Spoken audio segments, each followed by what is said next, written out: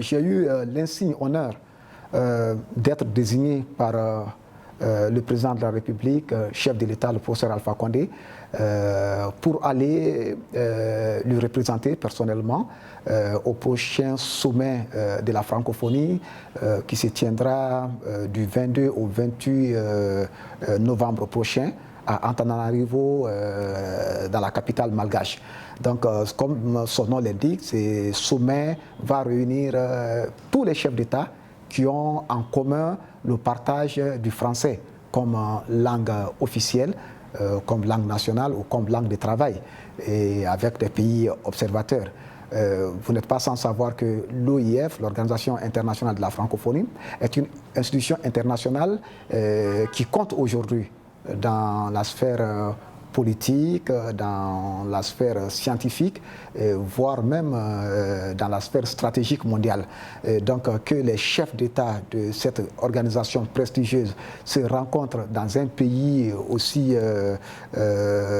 renommé que, en tout cas dans la francophonie, que le Madagascar, la Guinée ne peut pas rester en marge. Donc Monsieur le Président de la République, ayant un agenda un peu chargé, a délégué donc son ministre en charge de la culture que je suis d'aller le représenter donc à ce sommet qui se tiendra, comme je l'ai dit tout de suite, du 22 au 28 novembre prochain.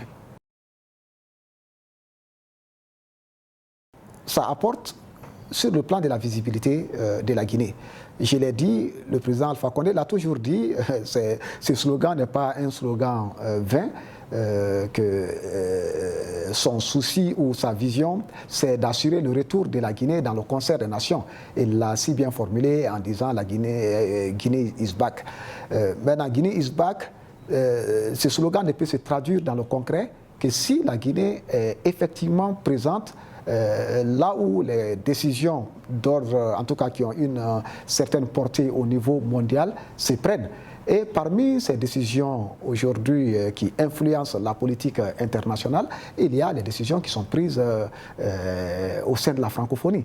Et si vous voyez le thème de cette année, bâtir une paix durable et une cohésion entre les nations du monde et les peuples ayant le français en partage, la Guinée ne peut pas rester en marge de ça. La Guinée est un pays francophone par excellence. Nous avons une longue histoire avec la France. Nous avons bâti une histoire vieille de plus de 60 ans, d'abord dans la phase coloniale, et aujourd'hui de près de 55 ans dans la phase d'indépendance. Donc c'est dire que tout ce qui concerne surtout la langue française concerne la Guinée. Donc voilà, nous allons représenter, Monsieur le Président de la République, nous allons porter la voix de la Guinée à la tribune de la francophonie pour montrer donc au reste de la communauté francophone que la Guinée n'est pas en reste et que la Guinée est engagée, résolument engagée d'ailleurs, dans la bataille pour une francophonie plus humaine, une francophonie plus portée vers le développement voilà, des pays francophones.